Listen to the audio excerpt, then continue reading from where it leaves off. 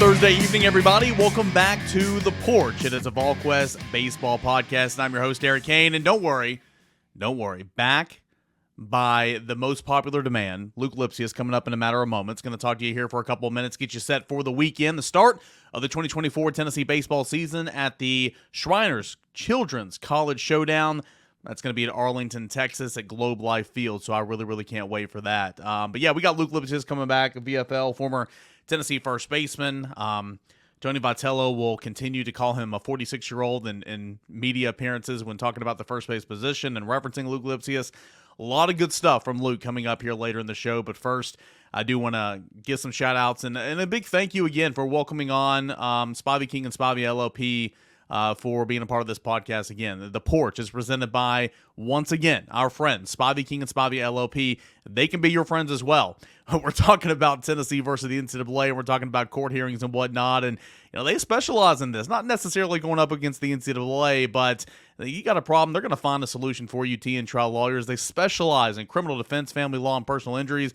Examples can be DUI to homicide, assault, personal injuries such as car wrecks, accidents, divorce, custody, alimony, parental rights, whatever the case may be. Spivey King and Spivey LLP, they can help you. They have over 80 combined years of experience, and they're in the primarily practicing in Northeast Tennessee, but they can help you. If you give them a call today, they'll give you a free consultation at 423-245-4185, and you can go visit them online at SpiveyKingandSpiveyLLP.com. So again, for the second year in a row, Spivey King and Spivey LLP want to be a part of this, and I can't thank them enough. Good people, big old Vol fans, and they're wanting to help you if you have that need. So here we are. Can you believe it? The start of the 2024 campaign is here. My second year covering Tennessee baseball on the hashtag beat. Had a blast last year. Got a lot of hate because Tennessee started 5-10, and you switch up from Ben, you go to Kane. Already that's a downgrade in many's eyes, and that's fair. Ben does amazing work. But Tennessee's 5-10. I said, hey, just be patient. Let's see what this team can do. And Tennessee goes to Omaha. First year, me covering the team. I had literally nothing to do with it. There were some ball players last year, and there's some ball players on this year's team as well. So I'm pumped to get after it. And I'm going to be in Arlington. I'm going to be at Globe Life Field this weekend, so I'm going to bring you coverage. Everything over at Volquest.com. We'll have a game thread going throughout the game, and I have quick takes after, how it happened, all that and more, post-game video and all that. Hopefully I'll get some exclusives throughout the weekend, so all that coverage is going to be over at Volquest.com. Just like with any team, any year entering the season, there's questions. Tennessee's pitching's got to prove it. We've been spoiled as Tennessee fans. We've been spoiled as media covering this Tennessee baseball program because not every year do you have a set 1-2-3.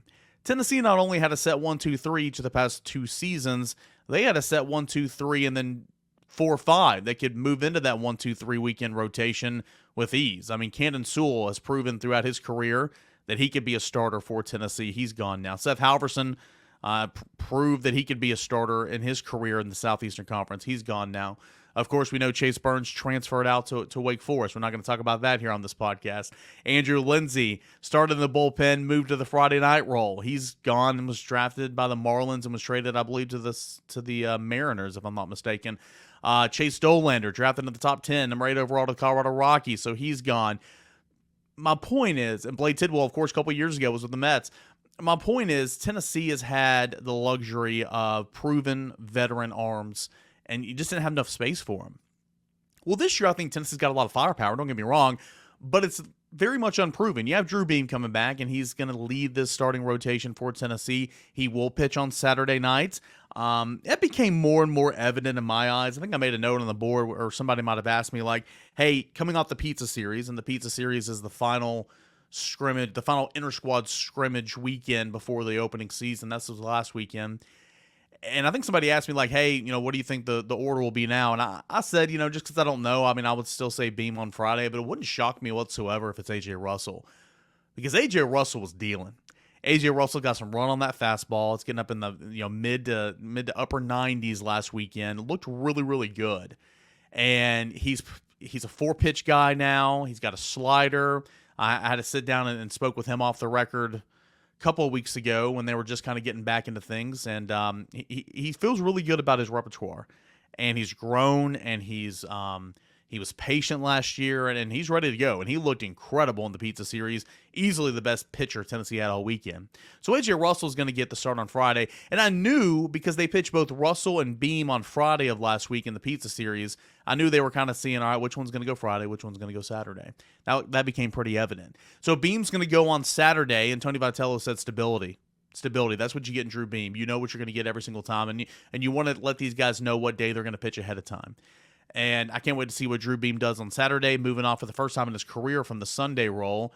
And I think that's going to be okay. I know a lot of people shout out Sam Smith. I know, and I get it. I know a lot of people are saying, well, don't move, don't mess with things. We saw what happened with Dolander last year. I mean, I hear you, but when you have 30.1 innings outside of Drew Beam coming back to your quote-unquote starting rotation, and A.J. Russell wasn't even a part of that starting rotation last year, I don't think you can afford to keep Drew Beam on Sundays. That's just my opinion. I mean, there's value there. I recognize that. And I will say this, starting him on Friday or Saturday, it would be easy to slide him back to Sunday if you needed. Now, if you would have started him on Sundays, it would have been pretty tough to move him up to Friday or Saturday. You'd have to do it slowly compared to sliding him back, if that makes sense. So I can't wait to see what Drew Beam does in QB1 and as he continues his pedigree here at Tennessee. And, of course, this is draft year for him and draft year for a lot of other guys. And though Tony Vitello would not confirm it, and I when I spoke with Luke, and you'll hear in a moment, this was before I knew the plan. And so I said, I think it's going to be Xander Seacrest. Well, though Tony Vitello wouldn't confirm it, sources tell me, and sources have told me for days now, it's going to be Xander. And Tony, kind of said, well, we don't know. We might want to use, people. He was talking about Xander, might want to use Xander it's at points in times on Friday or Saturday night, and depending on if you use him, maybe he won't be, or these pitchers won't be available to start on Sunday. And, with all due respect to Xander, what spot on Friday or Saturday are you going to go to Xander out of the bullpen when you have a plethora of lefties, at your disposal this year, whereas last year you didn't?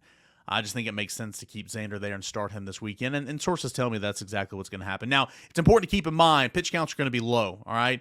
You're not going to see anybody throw a complete game. You're not going to see anybody likely go into the seventh inning. If you're absolutely dealing, maybe you'll go into the sixth and the seventh. But pitch counts are going to be low, so there's going to be some piggybacks. I expect Derek Schaefer to come out of the pen heavily this weekend.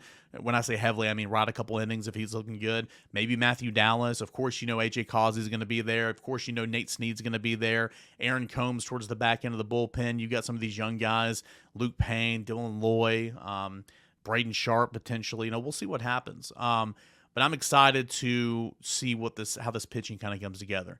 And it's not going to be a finished product. We know that. Now, I would expect, you got 2 midweeks coming up. I'd expect Derek Schaefer to get one of those starts in the midweek.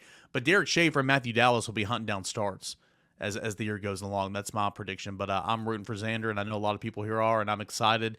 And he was talking about having 4 pitches in his repertoire, having a cutter, and I'm excited to see what he can do. Look at that starting lineup. Newbies to the quote-unquote starting lineup. Dylan Droulin's going to be in left field. Enough said. I mean, he could have started last year probably.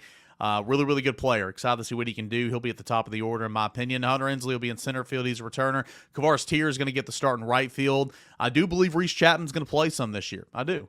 And I do believe Robin Villanueva is going to play some this year in the outfield as well. I do. But those will kind of be your 3 guys in the outfield. Around the horn on the infield, you got Blake Burke, who finished the Pizza Series strong, which is good. At third base, transfer from Clemson, Billy Amick, who I think has potential to be the best player on this team. And then the middle infield, we know about the injury concerns.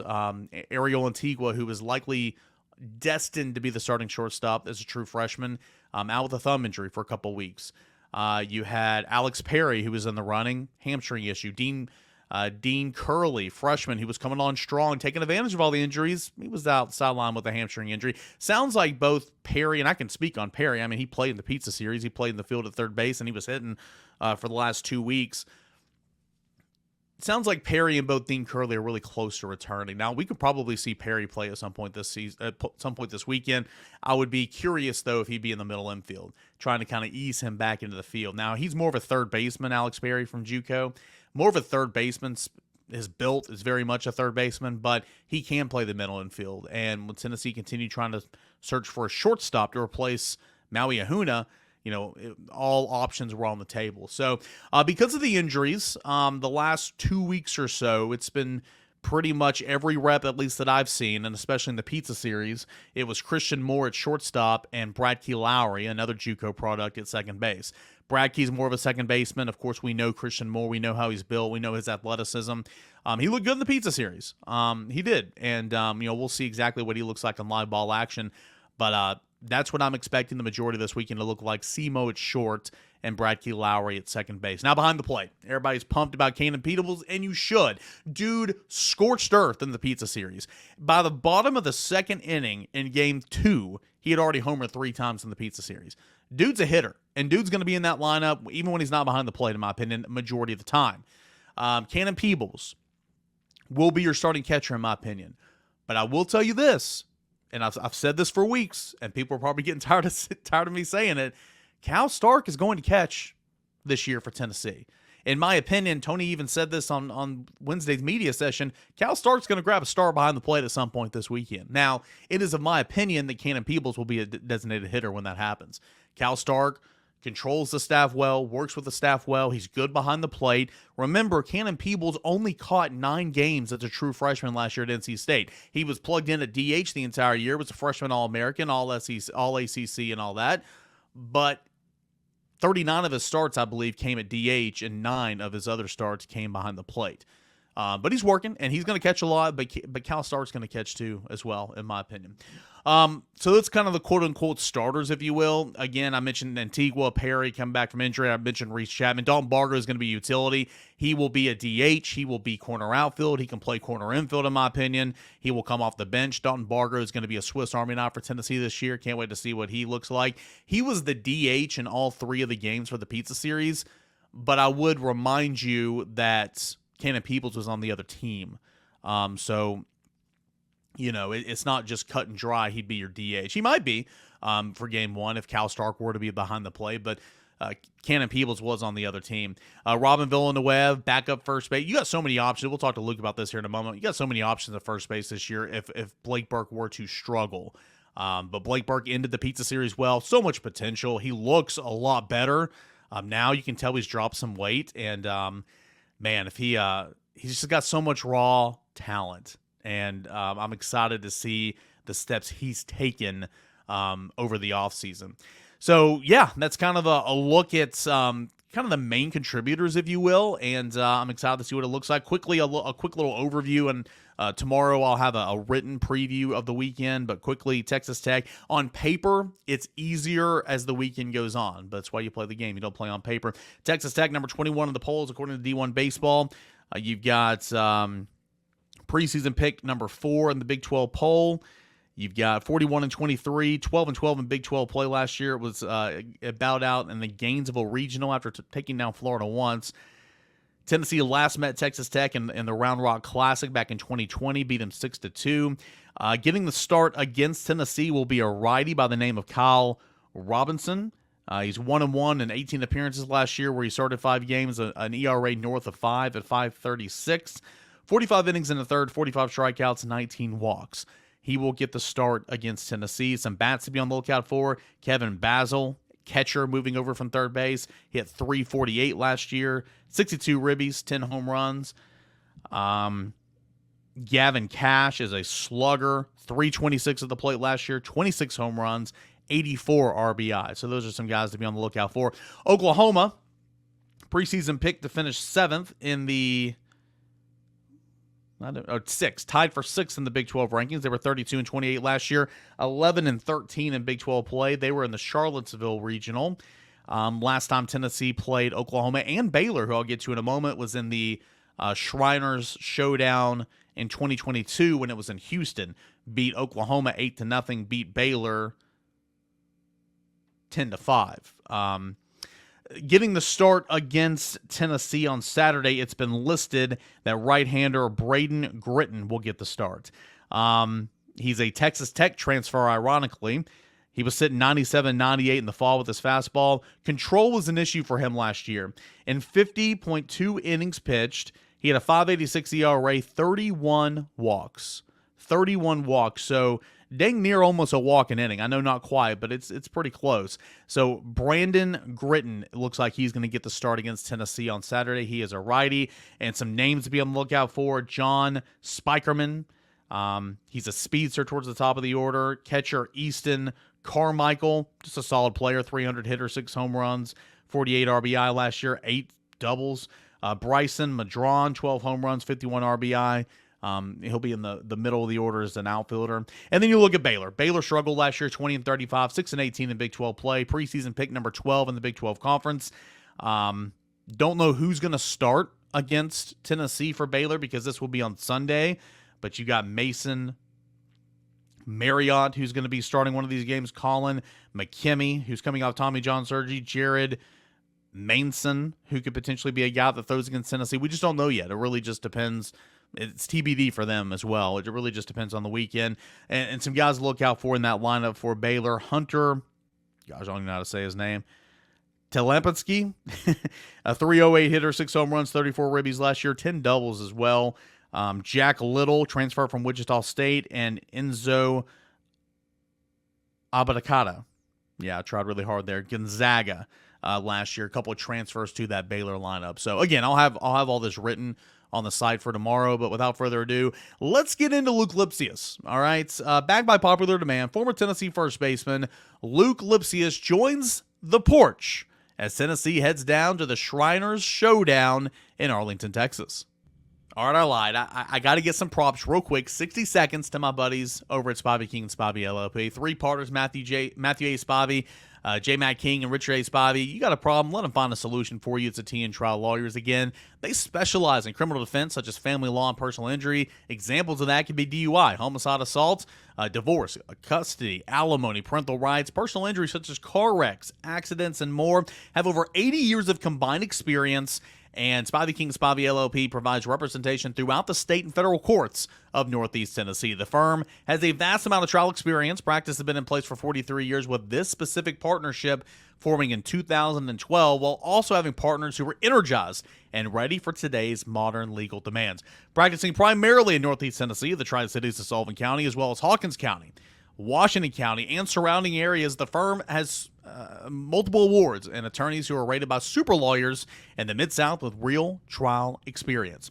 Whether you're injured in a car accident, need a divorce, help with custody of your children, or have been accused of a crime, Spivey King and Spivey LLP is there to help you. 142 Cherokee Street, Kingsport, Tennessee, 423-245-4185 for a free consultation, or online at SpiveyKingandSpiveyLLP.com. Now, we get to co-host of The Porch, that is Luke Lipcius. Good to see you again. Can't believe it's already baseball season. I know a lot of people leading up to the season kept asking, like, hey, is Luke coming back? Is Luke going to be on the porch? And I'm like, I think. Let me check. But man, I appreciate you being back and doing this another season. And I can't believe the season is already here. Yeah, I can't either. It's been way too long. I've been licking my chops to get watching the balls again, and I feel good about being back here. You know, I got a lot to say about the Vols, and it's going to be a cool year. I think we've almost never seen this kind of team in the Vitello era. I guess we can dive into that a little bit later. But yeah, I'm really excited. Got a lot of new guys, and I'm happy to be here. Yeah, let's go ahead and dive into it right now. When you say we haven't really seen this type of team in the Vitello era, at least what we think this type of team is going to be, of course, they can go out there and play and they can prove us wrong or something. But what do you mean by that, this type of team? So it's a team that is primarily a younger core. It's the real core group of guys. They're all juniors. You do have a little bit of leadership in the redshirt juniors that they just got an extra year of playing. But still, that 3 years of baseball experience is where you're at. And with Vitello and company, the last time we saw that was that COVID year, when all of us were coming up as juniors, and then, it got cut short. So who's to say what we were going to do? But the past couple of years, Vitello's had the luxury of having a self-coached team. And I think we see it last year where this younger group of guys have to find their own without the leadership that they've had to lean on. And so what I like about this team, though, is the new guys coming in. I've heard nothing but good stuff from around the block. And then you also got a group of guys that knows what it's like to be humbled but also knows what it's like to win. So, I think it's a really good dynamic that they have going on. They brought in a lot of good transfers. So it's going to be a pretty electric season. I can't wait to see how they vibe on the field. Yeah, it's going to be exciting. Of course, all that starts this Friday in Arlington at Globe Life Field. And, of course, we'll be there to cover for it over at Volquest.com. Tony Vitello, it's funny you mentioned, self-coach teams, essentially. Tony Vitello was on a radio show on Sunday, and he pretty much said, hey, if me and Frank Anderson and Josh Elan, if we all had to go out recruiting one day, and I turned it over and said, hey, Cal Stark, hey, Charlie Taylor, coach this team today, I have no worries. And I mean, Cal's only been here a year. This is going on a second year in the program.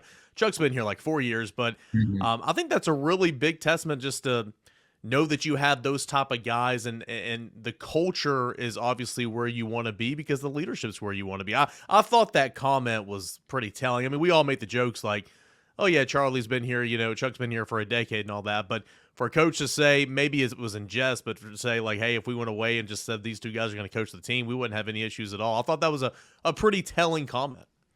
Yeah, no, and it takes a lot of pressure off the coaching staff. V's first year, I don't think he ever took a breath. It seemed like he was just pent up the whole time. But as the years go on, he implements his system, and it's a product of the system that he implements. We're taught so much discipline and focusing on little things that the longer you're in the program, you just learn how to do things right, how to do things their way. And that's what you see with guys like Chuck, and then a guy who adopted it real quick in Stark. Luke, tell me about, you mentioned these transfers, and of course, Cannon Peebles, Billy Amick, you got Nate Snead, AJ Causey, Chris Stamos, a couple others as well.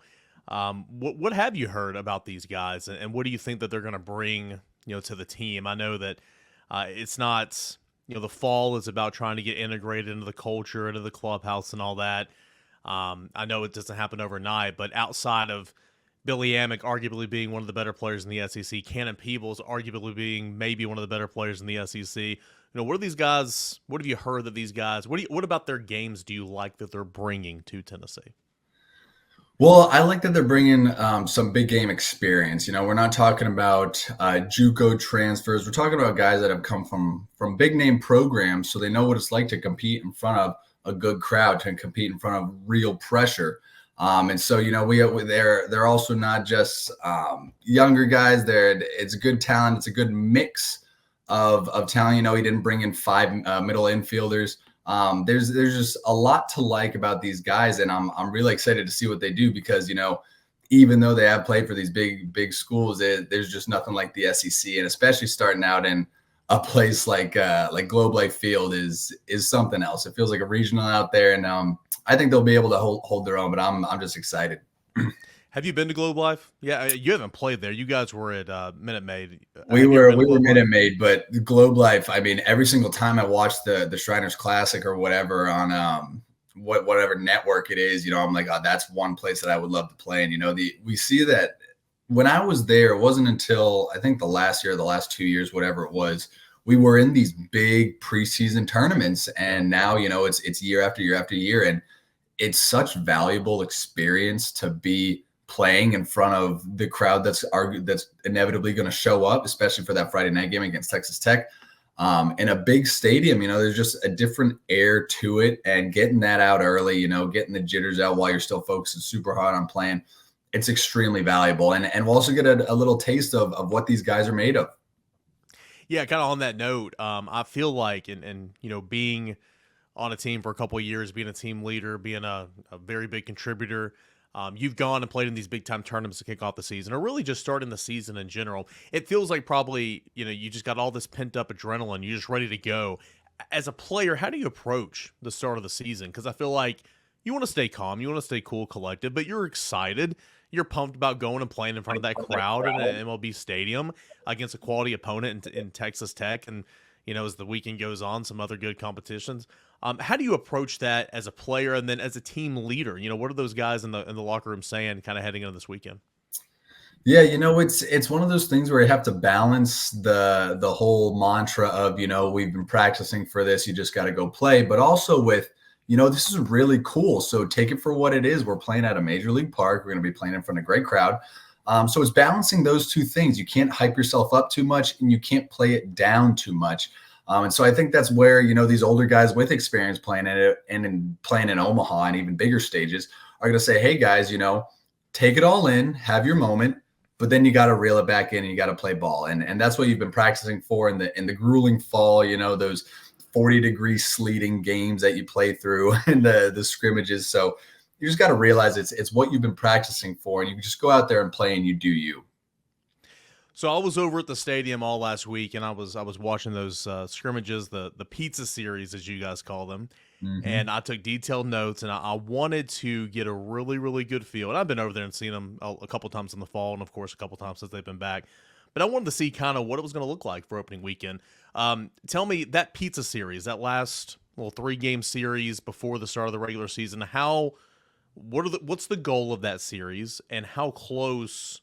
It's not going to be identical, but how close does that translate to the first games of the season in terms of like being a dress rehearsal and the starters and batting order and all that?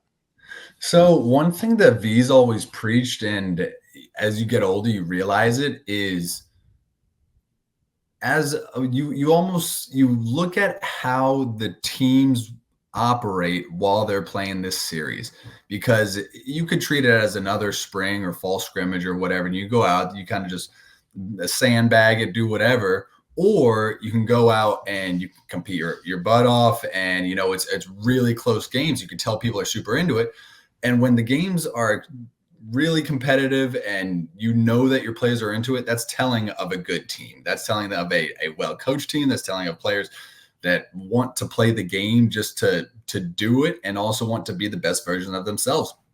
And so that's what the pizza series is all about. It's that one last competition to get you going into the season. Also, it's fun to say, "Ha, we beat you," like suck it. But yeah, it's more to amp up the competition one more time before season, and just trying to iron out any kinks that you may have. And don't get me wrong, it's I don't remember them specifically off the top of my head, but Beam pitched to the backups, but AJ Russell, I believe, pitched to the starters. So it's not like it's true split down the middle and all that. But what's it say about obviously the competition and the camaraderie? But man, the backups took it to the quote unquote starters. I mean, starters salvaged that series on Sunday in a 7-inning game, but I mean, and Cannon Peebles was on the backup team, but he's going to play a ton. But I mean, the quote unquote backups came to play. And I mean, talking with some coaches over there, they are thrilled with how the weekend went.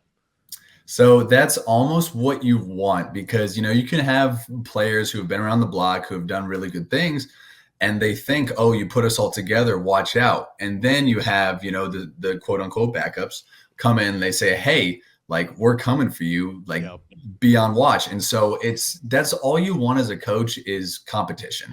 You never want people to feel like they have a spot. You never want them to feel comfortable, because that's when they stop pushing. That's when they get bad. And so that's the best thing for right before the season, is for the starting team to get humbled a little bit. It'd be one thing if the backups, beat them 10-0 every game. That'd be a little bit demoralizing. But, if close games, they say, hey, maybe we do need to step it up a little bit. It's really good for the program. And it just shows the depth that Tennessee has, and it gives them more confidence to the coach to be able to put people in whenever they need. So it's all good. Speaking of that depth, let's take, and it's your former first baseman. Let's take first base as an example here. Last year, and you and I talked about it. I mean, they weren't going to bench Blake Burke, but he struggled at times, right? But there was no true backup first baseman. Whereas when you were there, Burke could come in and play first base if something happened to you. Last year, there was never a true backup first baseman. This year, you have Blake Burke, who's going to play, and he had a good end of the pizza series, and that's great to see. He's got so much just raw talent. We've talked about it so much. But you got Robin Villanueva, I believe is how you say his name, Villanueva, not Villanueva, like I've been saying it, Villanueva. You've got Dalton Bargo, who can play there. You've got Stone Lawless, who can play there. You've got a couple other guys. I mean, you have true backup options at first base. And then you look around the horn, you got options all over the place. So I think it's a testament to what you were talking about, how, competition every single day. Credit to, Tony Vitello and his staff for recruiting and building the program where it is, because that's what you want. You never want to be in a position to where, you truly have no other options where you can turn to a couple of guys and they can come in and play for you. Yeah, no, that's exactly right. And plus, yeah, even the fact of just a plug and play, offense or defense, if Burke, let's say, is just not having a good game, he's not into it, you plug someone else in. I'm also sure that they have, other infielders around the horn that can just plug and play. And so having options is one of the best things you can have. Of course, you like your mainstays, halfway through the season, things will get settled down. But, one characteristic of Tony Vitello team is no lineup is really the same through the first half of the season. And I'm sure he's feeling great that he has so many options too. So again, yeah, just competition options. It's all really good for a team that wants to make another Omaha run. Yeah, think about baseball. I mean, you can see, and I wrote about it this week, you can see 3 different lineups for, each of a 3-game series, especially at the beginning of the season. Like, who's going to catch? Cannon Peoples, Cal Starks. Well, they're both going to catch. Cal's going to catch a ton this year. Mm-hmm. And, Dalton Bargo is going to DH a ton. He'll play outfield a little bit. Robin Villanueva is going to play left field a little bit. He's going to play first base. I mean, it's what you want to have. Shortstop. You lost Maui Ahuna, okay? Mm-hmm. And all offseason long, you're trying to figure out who's going to be your shortstop. And Christian Moore slid over there and played it and proved that he could do it in the fall and everything. But when everybody's healthy, he's still your second baseman. Right now, Tennessee's kind of limping at that position into the season in terms of injuries. You had Alex Perry that went down with a hamstring injury. He's back, but he's slowly working himself back in there. Ariel Antigua, who is going to likely be the starter, the true freshman, he's out for a couple of weeks with a thumb injury. Dean Curley, who was coming on strong, he's out with a hamstring injury. So as these guys work to get back to where they are, Christian Moore the last couple of weeks has been getting every rep at shortstop, and he's probably going to be your starting shortstop to begin opening day. When you were around Simo for 1 year, he was not an everyday player, but you still saw the athleticism that he possessed. What about his skill set should give us confidence that he can play shortstop really well? Well, I think that he's one of those guys that, like you said, he's extremely athletic. He will make the dazzling play, but also he was pretty good at a young age. I say young age. Everyone's young to me. At a younger age, freshman, sophomore, at making the routine play. And I know that's what the infield coach, what everyone is going to be preaching to him, is that you don't need to make every play, but you do need to make the routine ones, right? But that's another good thing, he's not gonna be Maui, but he's gonna get you some balls where you're like, oh, I didn't think he was gonna get there. But he's gonna play well. He's got a strong arm. I think he'll do just fine. Again, he's got that big game experience. He'll have to deal with a little bit more sense of urgency, maybe. But no, I think he'll be just fine, especially if he's getting those reps. And then also, when those guys do come back and if he stays there, if he slides over, I think it'll make everyone better, because then you got guys who have been licking their chops to get out there, and a guy that's already settled in. So it's not the worst thing. You never want to see people go down, especially hamstring, thumb injuries. Those are kind of tough to, really mentally overcome. But I think just the way that these guys compete, I think once they get back, they'll be full steam. Yeah, I don't think Simo will have a problem at all playing shortstop. Yeah, I think Tony Vitello did a radio interview in town early January, and he was asked about the shortstop position and everything, asked about Christian Moore, and at the time you were healthy, and he's like, I don't think he'll be our starting shortstop, but he can certainly play it. Of course, as I mentioned, not very healthy there right now, but he's getting every single rep. And so it'll be interesting to see when, those guys get healthy, kind of how they integrate those guys back in there. Mm-hmm. And, if Simo's off to the races playing super hot, maybe you don't move him. At this time for opening weekend, I think Brad Key Lowry is going to play second, and Simo will be at short. Maybe they'll flip-flop some, but again, during the pizza series, Simo did not come off shortstop, so I thought that was pretty telling. A couple more questions here as we get you set for opening weekend, Tennessee and Texas Tech and Oklahoma and Baylor. So looking forward to seeing what the Volunteers can do this weekend. Dylan Dreiling, going to be an everyday player. He looked really good in 95 at-bats last season, and I'm excited to see what he can do in the lineup every single day. What do you like about his game? A former pitcher that's got a really strong arm, super athletic, got a good bat from the left side. I think Dylan Dreiling could be one of those guys that truly breaks out at the top of the order for Tennessee this year. Yeah, well, the first thing is it's hard to be a freshman and come in and pinch hit and get limited ABs, limited time, and come in and do what he did. is if you got a guy that's not phased by a moment, especially that young, then you can rest easy because you know that when he does start, when he does get a bunch of playing time, he's going to be fine no matter what the situation is because he's been there. So that's the main thing that I like about his game is that he has this composure as a young guy that you just don't see very often. You can say he's got the tools. He's got a really nice looking swing. He's got a really good eye too. He gets on base, and I think everyone that watched the Vols play was saying, "I want to see this guy more," and now we're going to get more of him. He plays a really solid defense too, like you said, good arm. Really good at tracking balls. So I like the way he's playing, and I think that he's going to do just fine in an SEC caliber team, offense, and schedule, just with the composure that he has. All right, we won't know the answer to this truly, for the first couple weeks of the season. That's what I've been trying to tell everybody over at Volquest. But you've got Drew Beam. At the time of this recording, I don't know the order. Maybe by the time this airs, I'll know the order, and of course, I'll let everybody know. But Drew Beam is going to come off Sundays. He'll either pitch Friday or Saturday. AJ Russell is going to pitch either Friday or Saturday, and AJ Russell looked phenomenal in the Pizza Series, just really good. And then I think at this current standing, I think you're going to see Xander get a start. Now, all their pitch counts, you and I were talking about this earlier in the week, all their pitch counts are going to be relatively low because it's opening weekend, but I think Xander maybe a time or two through the order, then you get a piggyback. Maybe that piggyback is Derek Schaefer, maybe it's Matthew Dallas, maybe it's Nate Snead, AJ Causey. But at this time, I'm expecting Xander to get that third start against Baylor, and I'm interested to see what it looks like. I mean, Xander is a guy, everybody likes him, clubhouse guy, he's a leader, and I'm intrigued to see what he can do with this opportunity. And maybe, again, he runs with it. I think everybody's going to be rooting for him. You faced him in the batter's box. What does he bring? What is his strengths on the mound and stuff he'll look for this weekend? He's a funky at bat. He's got arms that I swear touch the ground when he's just standing there, and then he's got his leg flying all the way up there.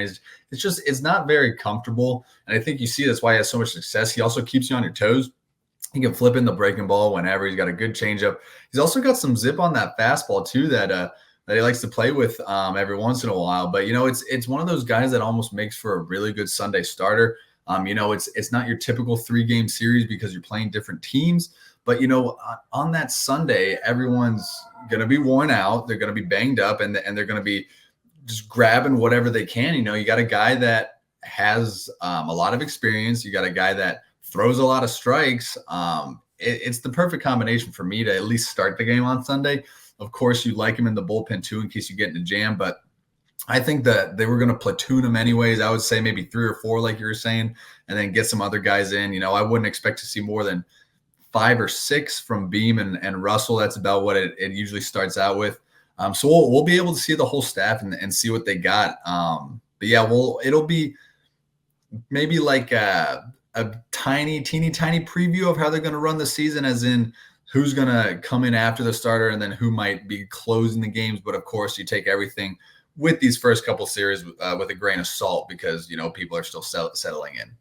No doubt, man. No doubt. All right. As we say goodbye, tell me, I know that we're all excited to see what Tennessee can do, but what's specifically something you're going to be looking for this weekend? Obviously you want to see Tennessee win, but what are you interested in seeing? Who are you interested in seeing?